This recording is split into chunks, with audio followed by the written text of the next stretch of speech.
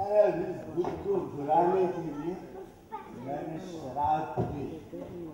अब बताइए इसके जिम्मेदार इस मेरे पी के आने की वजह ये महाशय है कि नहीं? अब जाने दीजिए ना भाई साहब, आप मेरे साले और जीजान भूल जाए ना सब। बड़ा शराब देने वाला, अगर तेरे मुंह पे है थप्पड़ मारो तो जाने वगैरह भूल जाओगे तुम। भूल जाऊंगा? क्यों भूल जाऊंगा? या फिर जीजा थोड़ी हूँ आपके हड्डी मसले कर दूंगा। जीजा आने से मारने का अधिकार मिल जाता है क्या? ना मैं जरूर रबड़ लिखवाऊंगा, मैं जरूर रबड़ लिखवाऊंगा।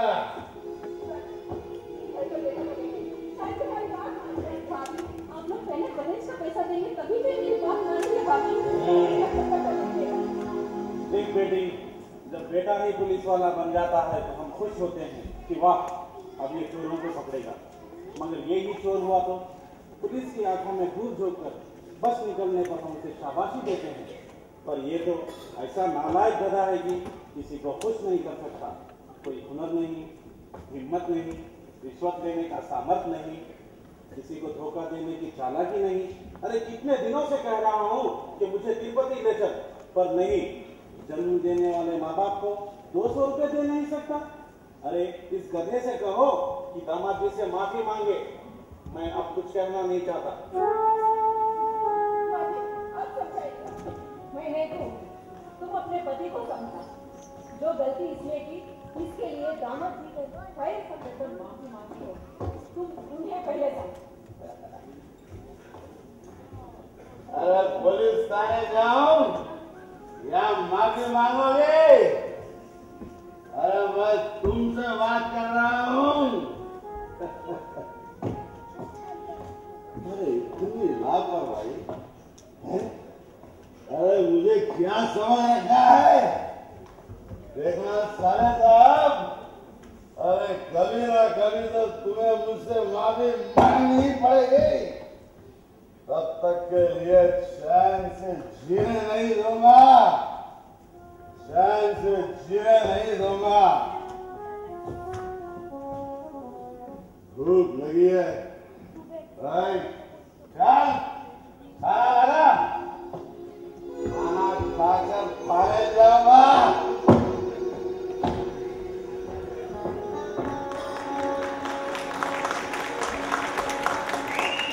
देखा गणपति, सबके लिए, इस घर के लिए मैं इतने मेहनत कर रहा हूँ, फिर भी ये लोग खुश नहीं है। कम से कम हमदर्दी भी नहीं दिखाते। मैं भी कैसा नालायक हूँ। गधे से काम कराने वाले क्या उसको हमदर्दी दिखाते हैं? उसके प्रति कृतज्ञता दिखाते हैं? नहीं दिखाते ना। पर साहब आप अगर माफी मांगते तो मामला निपट जाता ना।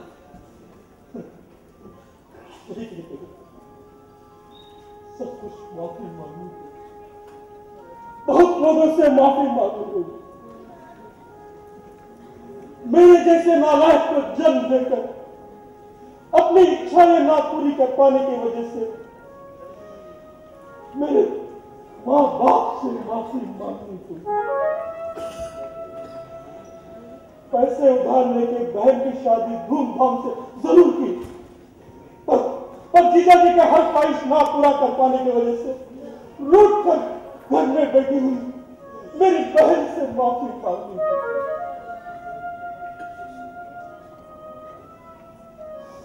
जब से शादी करके आएंगे, चार बच्चा करके फूल भी लाकर नहीं दे सका, इसलिए इससे माफी मांगनी होगी। मेरे जैसे नाकामयाब बाप के यहाँ पैदा होते अनाथ की तरह मामा के घर में पल रहे मेरे बच्चों से माफी मांगनी। जरूरत के वक्त पैसे उधार देते मेरे घर के चक्कर काटने वाले तुम जैसे भले लोगों से माफी मांगनी।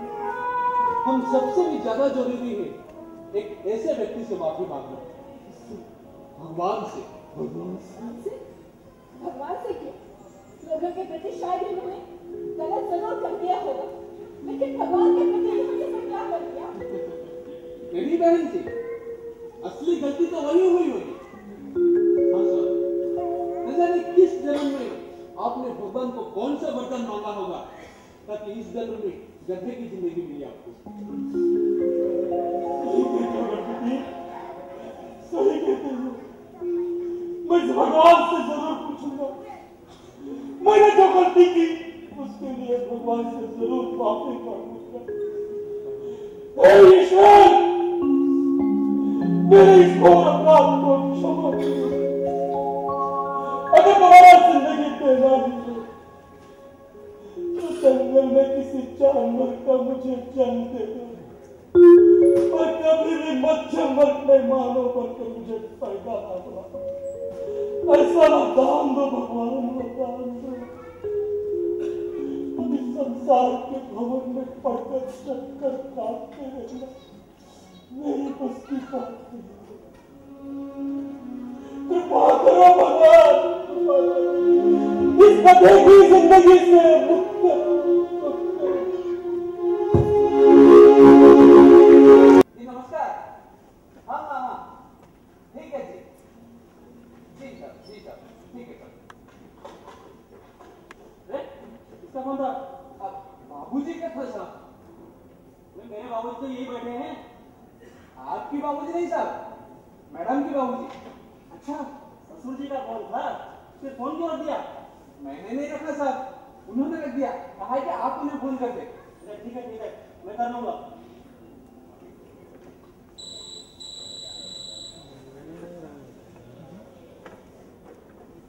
हेलो, हाँ ससुर जी, मैं सूर्य बोल रहा हूँ।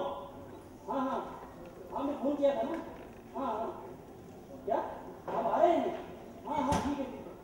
हाँ मैं श्वेता को भी कह दूंगा। Okay okay okay okay.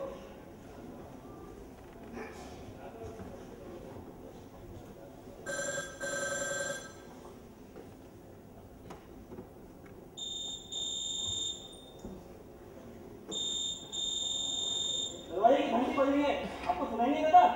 क्या अखबार पढ़ना इतना जरूरी है? जाकर देखो दरवाजे पे कौन आया है। क्या अखबार पढ़ना इतना जरूरी है? सुन की बात थी, जब मैं जाकर दरवाजा खोला तो तुमने कहा क्यों तुम खोल दे, नौकर खोल देगा। हाँ हाँ हाँ, अभी नौकर नहीं है ना, तो तुम जाकर खोल सकते थे ना। जाओ देखो कौन आया है। देखता हूँ।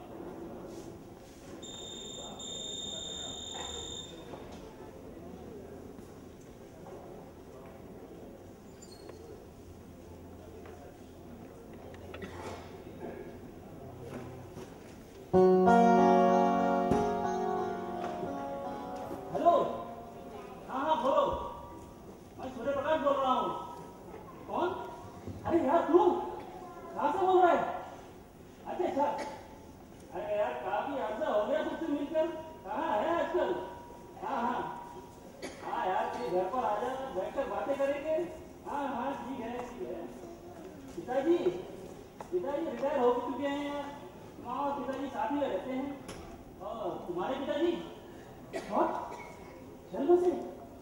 कब यार? अच्छा, अरे यार तुम्हारे पिताजी ने तो तुम पर काफी मेहरबानी की यार। कैसे जानना चाहता है? अरे यार जिंदगी में बच्चे देर से हो और माँ बाप जल्दी चल बसे, इससे मेहरबानी और क्या हो सकती है यार। चलो चलो चलो, अच्छा लगता है यार, आजा घर पर बैठ के बातें करेंगे कभी। आजा, क्यों इस तरह खंबे जैसे खड़े हो? जाकर दूध का पैकेट माँ को दे सकते थे ना। अगर कॉफी 10 मिनट देर से मिली तो सरदर्द की शिकायत तुम ही करते हो। जाओ लेकर आओ। अरे ठीक है साहब, आप क्यों रहे? तो मैं ले आता हूँ। ठीक है। अरे आप भी ना साहब, आइए।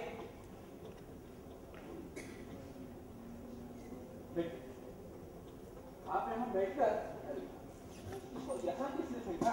हाँ लीजिए, यहाँ बैठकर पेपर पढ़िए। अभी मैं छोटी मैडम को कहकर आपके लिए कॉफी ले आता हूँ, ठीक है?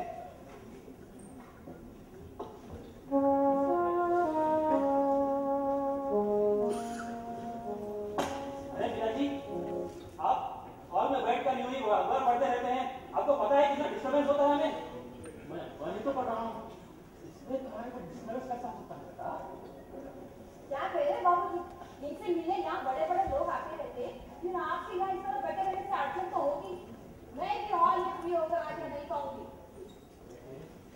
हमारे लिए तो इस घर में अलग सा कमरा नहीं है। तो आप वैसे मैं ये वरांडे में कितनी देर बैठ सकता हूँ? तो आप क्या कहना चाहते हैं? मैं आपके लिए अलग से एक कमरा बना दूं इस घर में? मैंने तो ऐसा नहीं कहा था पिता। तो क्या हम अपना कमरा खाली करके आपको देते और खुद बरामदे में रहे? मेरा मतलब तो ये नहीं था ना बेटी। देखो पिताजी, हमें सब कुछ कहना अच्छा नहीं लगता। आप खुद समझदार है, समझना चाहिए। जाइए, जाकर बरामदे में बैठिए। ठीक है बेटा, मैं बरामदे में ही इस बूढ़े ने तो जीना दुर्बल कर दिया। क्या करें सुजाता, बर्दाश्त करना पड़ेगा। क्यों बर्दाश्त करें? ले जाइए किसी ओल्ड एज होम में फेंक आइए। अरे इससे हमारी बदनामी होगी। लोग समझेंगे कि सूर्य प्रकाश अपने पिताजी की देखभाल नहीं कर सका, इसीलिए वृद्धाश्रम भेज दिया। ओके बेटे, अरे माँ, तुमने तकलीफ क्यों की? मैं गणपति है ना। कोई बात नहीं बेटे, मैं बेटे और बहू के लिए टेस्ट कर रही हूँ। अब आप मुझे दिखाई नहीं दे कहाँ है? बाहर बरामदे में बैठकर अखबार पढ़ रहे हैं। बरामदे में बैठे हैं? इस ठंड में? पूरी तरह सन के हो गए हैं। मैंने कहा भी था कि अंदर बैठ के पढ़िए, पर मेरी बात समझे तब ना। क्या करे बेटी, खुद का दिमाग खराब है और दूसरों का पढ़ने दिमाग है। बस छोटी मैडम, आपके दिमाग तो खूब चलता है। चुप कर। आपकी का दान दिखाने और खाने के और अपने हाथ में रहना सीख। जी मिलता।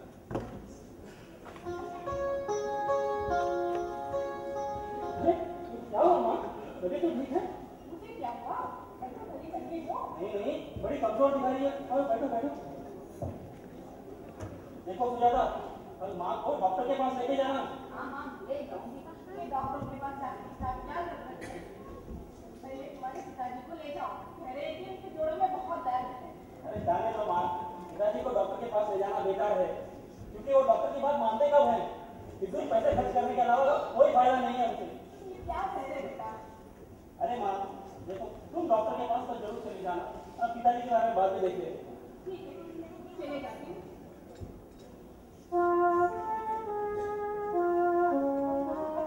खाने में क्या बनाऊं? अरे उससे क्या पूछती हो माँ? तुम जो चाहे बना लो। तुम जो भी बनाती हो अमृत जैसा लगता है। ठीक है बेटा, मैं भी बना देती हूँ।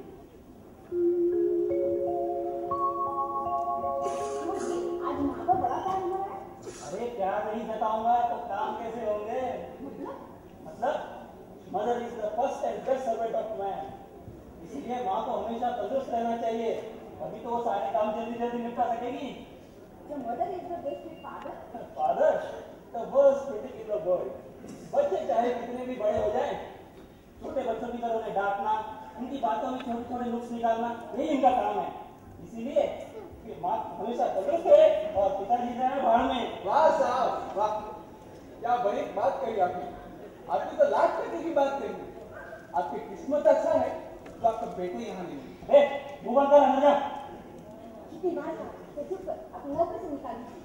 अरे जाने दो सुजाता, अरे बेचारा काफी सालों से हमारे ही सहारे जी रहा है ना। जाने दो।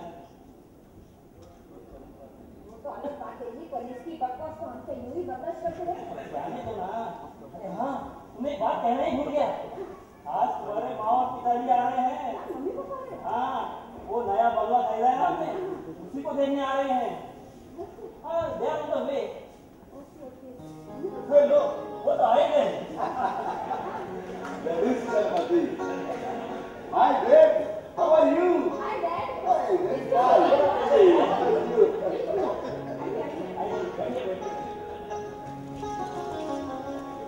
माँ और बुआ और अंकल आए हैं। क्यों सूर्यम, ठीक ठाक तो हो ना? क्या हाल चाल है? बिल्कुल ठीक हुआ अंकल। आप बोलिए सफर कैसा रहा? सफर में तो हमेशा मजा ही आता है, बस मजा लेने का टाइम चाहिए बस। ठीक हो ना? हाँ, ठीक हूँ। क्यों बहन, साले साहब कहाँ हैं? बरामदे में बैठे हैं। सुनिए जी, अपने पिताजी को। अच्छा, तो पिताजी को आपने बरामदे में शिफ्ट ही कर दिया तुमने? बेटी, ये कहीं तुम तो नहीं चला रहे? करने दो तब ना। राज्य, अरे मेन हाल में इम्पोर्टेंट बातें जरा सोच समझ के किया करो। अरे क्या है, जरा देख के जगह काम किया करो। अरे क्या हुआ अंकल? हुआ ना, ऐसा कोई गलत तो सवाल नहीं किया है। अरे अब तो तुम और भी ज्यादा प्यारे लगने लगे हो दामाद जी। ऐसे मत करो, ठीक तो है ना? हाँ ठीक हूँ। क्या तुमने सोचा ठीक नहीं होगे? चल तो ठीक, कैसे हो? मैं तो बिल्कुल मजे में हूँ साले साहब। बस मैं तो ऐसे ही रहूंगा।